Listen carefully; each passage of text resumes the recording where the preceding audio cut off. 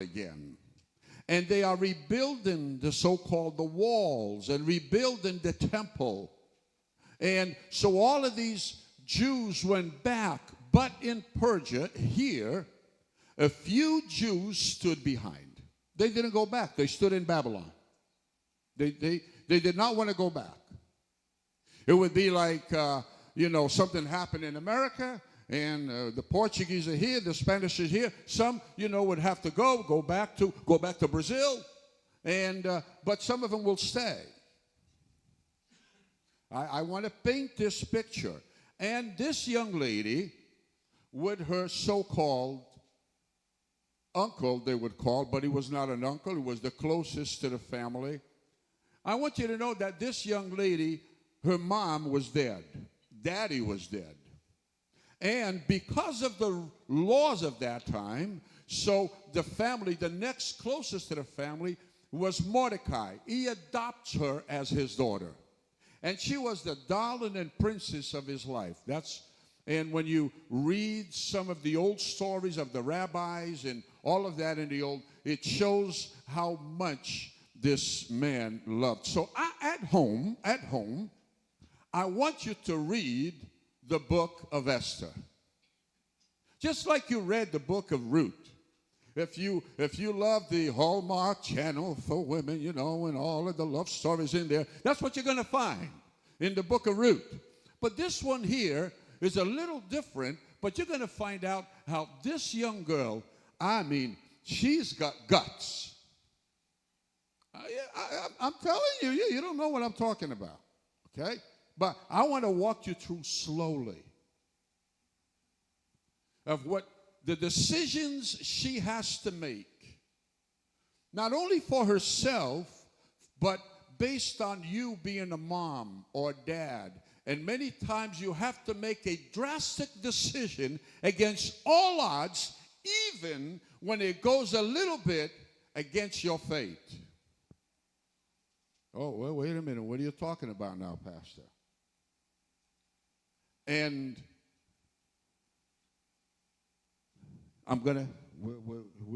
we have until Jesus comes, until I finish 10 chapters of here. But I want to go slow, like molasses, slow.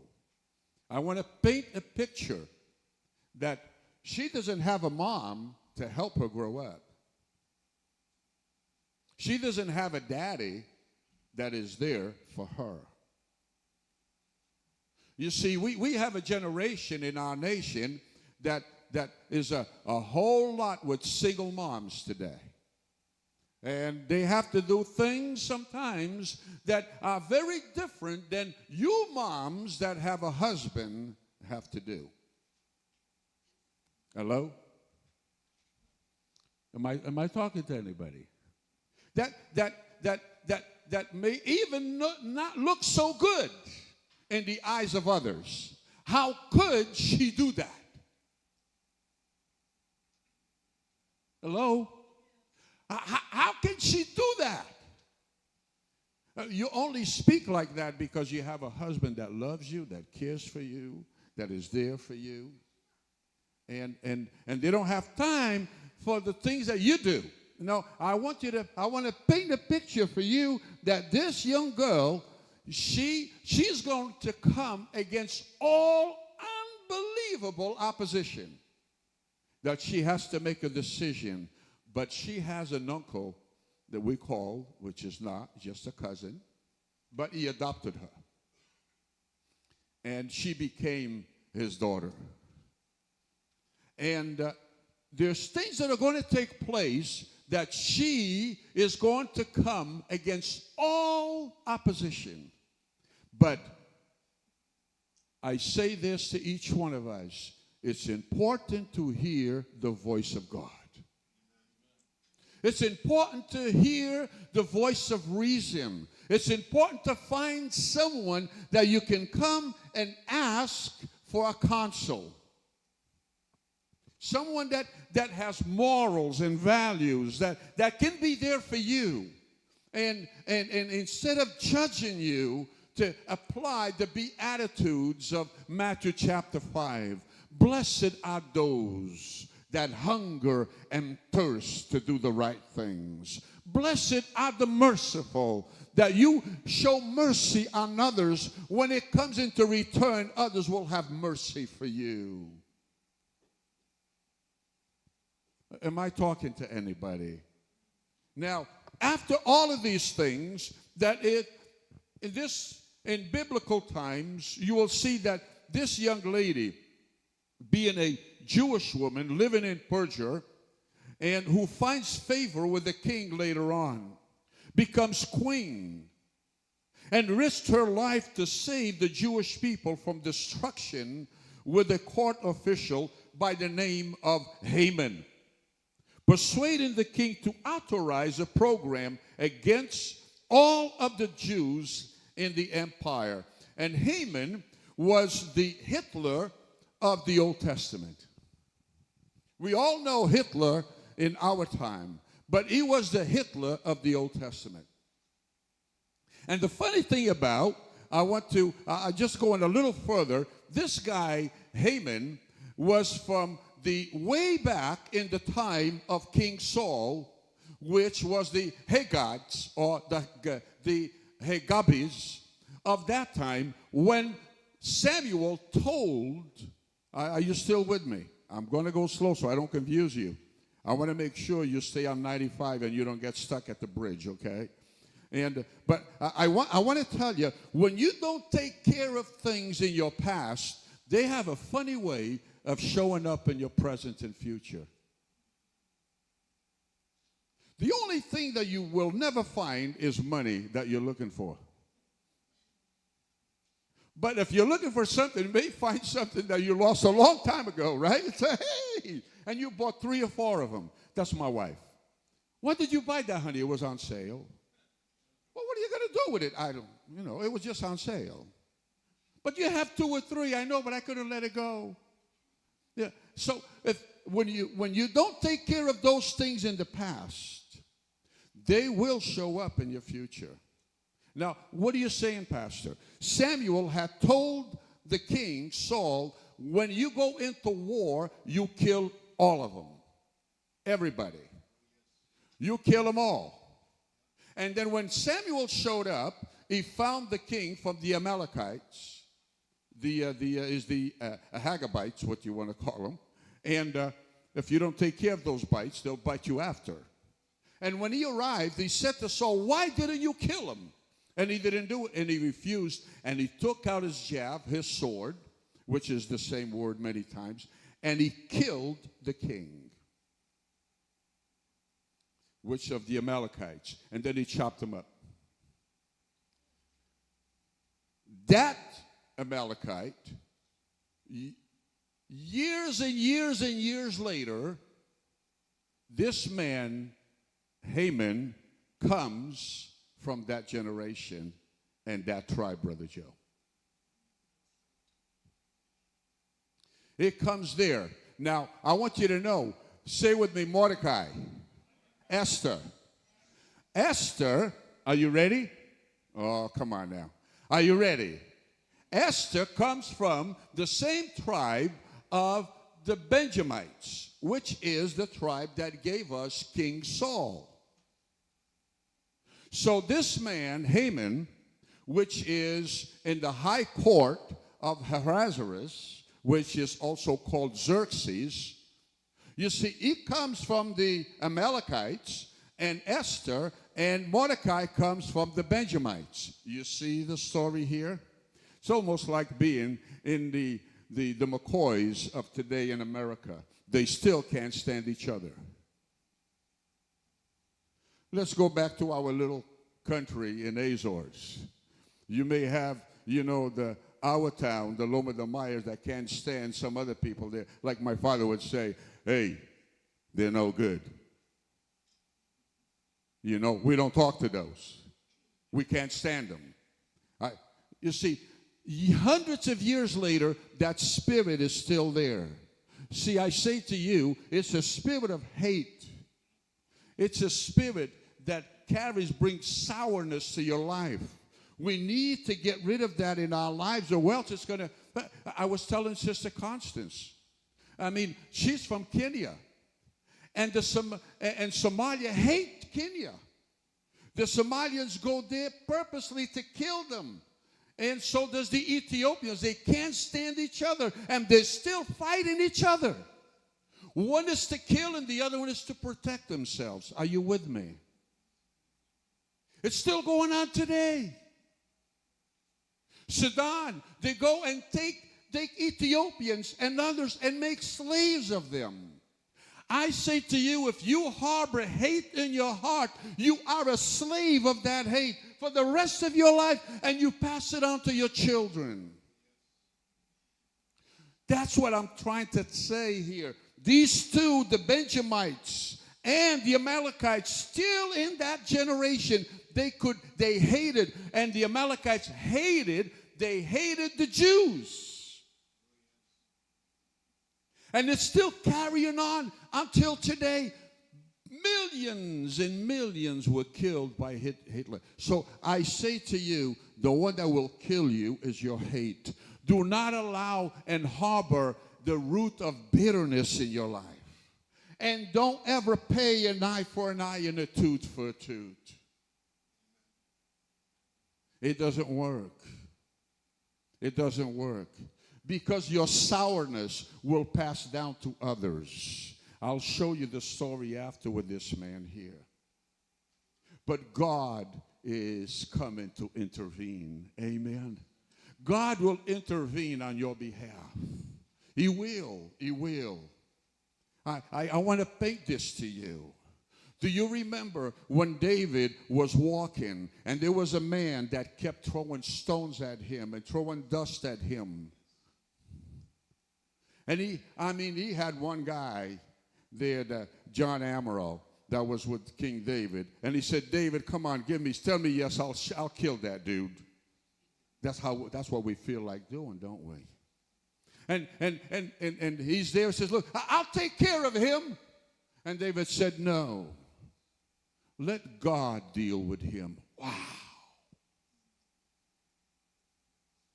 Wow, let God deal with him. And he had one of his guys saying, David, I'll go there right now, Ahab. I'll kill that dude. And David said, leave him alone.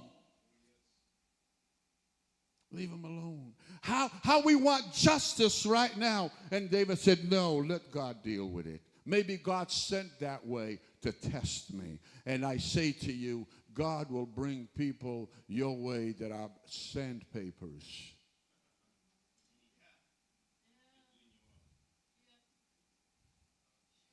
I don't like the way God does things. Sometimes I wish he did it my way. It would be better. He said, no, Sinatra did it his way, and he died. Sometimes God brings a little smoother sandpaper, and other times he brings the rough one, the steel. And to really we got some really rough edges in us, and God brings those and to show you, John, you're not as perfect as you think you are. And here, God is creating something that years later it's going to happen. But say with me, God will intervene on my behalf. You see, you don't know what God has in store. You just align yourself. And here, this is taking place. And way back in the last reign, Xerxes' dad tried, but that didn't happen. And he lost the battle. Now the son comes in. Now I want you to see this. This little whippersnapper wet behind the ears, Xerxes, he's going to be king. This is what I mean. I want to say this, if you can help me understand. Any woman in here, any girl can become a mother by having a child, but that doesn't mean you can mother that child. Let me try to say it again. That child labels you mother, but you're not ready to be a mother.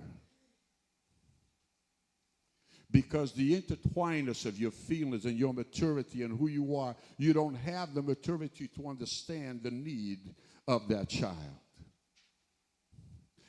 you need to have children at the right time, at the right moment. And here, this young man, Xerxes, the father dies, and he becomes king. I want you to see this now. He is going to be king over all of those provinces that are out there. Close to 200. And he wants to show how powerful he is. He wants to show that he is still, I'm going to show what my father did not finish, I'm going to finish. And what does he do? He wants to show all of his so-called prime ministers and all of those leaders that he has, and this is what he does. Hey, guys, come over. We're going to have a party. So he begins a plan for 6 months, a strategy of how he's going to wipe the Athenians. This is what America is trying to show. We still have some muscle. No, we don't have some muscle. We just have fumes right now because no one is respecting who we are. Why? Because we have lost our principles, our values, and our morals. But I believe God still has a remnant in this country. I believe that God still is looking over our country. And it is, if my people who are called by my name will humble themselves. You see, humbleness attracts God. Say with me, humbleness attracts God. Don't you love to speak to a humble person? Come on, be with me. Forget about being a Christian now, okay? Forget about being a Christian. I can't say the word hate. It's not Christian-like. I dislike snobby people. Are you with me? I know you are. Don't lie in church. You don't like snobby people. Snobby people always put you down and they elevate themselves. But when you humble yourself, God exalts you. Humbleness attracts God. He said, I will come and exalt the humble, and the pride I will debase. Humbleness attracts God. Humility attracts God. Submission attracts God.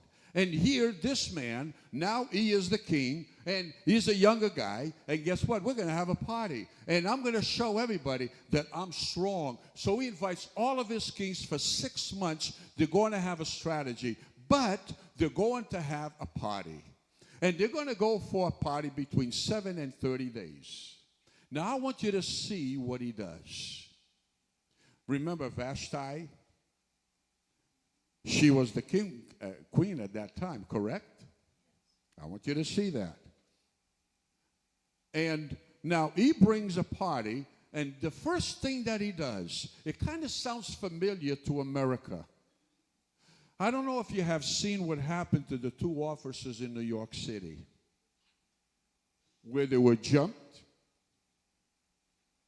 and attacked, but yet they don't have the power to restrain them because they can't use their billy bats. They can't use force. Isn't that amazing? Now, I want you to think about that. Here, they're supposed to be peace officers, but they cannot use restrainment.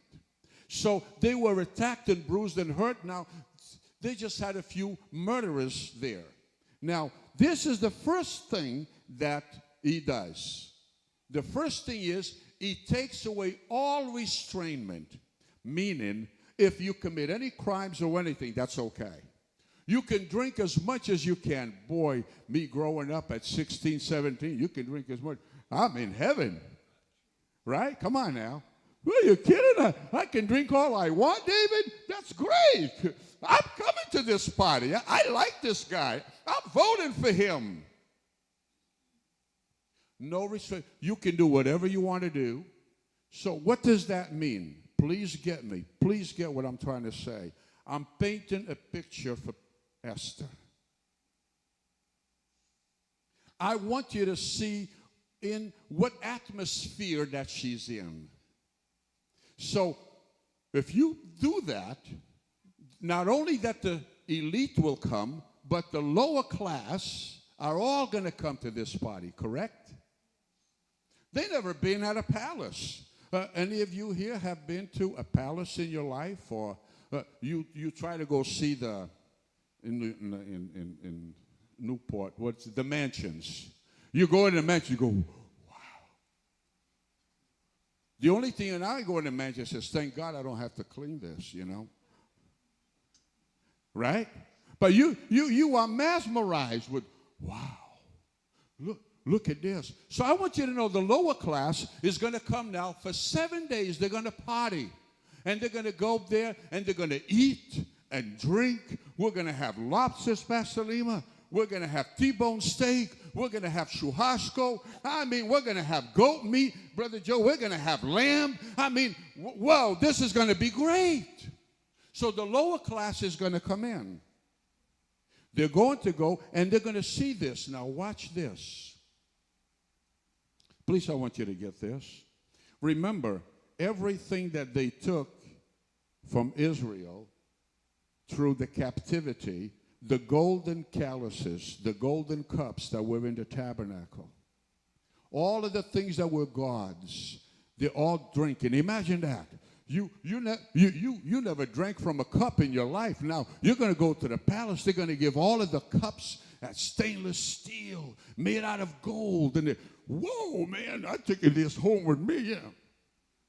I mean, you could do whatever you wanted to do. Isn't that wonderful? You're not going to be arrested. That's the kind of, man, I want the kind of president like that. Hallelujah. Hey, I love it. I mean, I get in my car and go about 100, 120, and the cop chases me. Hi, yeah. You want to race? I mean, I'm not going to be arrested, right? If they take me, I go before the judge. You're clean. That's what's happening today, isn't it? Creating a government that is disloyal to the laws. But all of this is happening. 7 days of a party. And I'm going to be closing in a little while with this part here so I can come back next week. I want you to get this. All the generals are there. At the end of the party, he's showing all of his glory. At the end of the party, something happens. They're all feeling good. They're just enjoying their medicinal marijuana.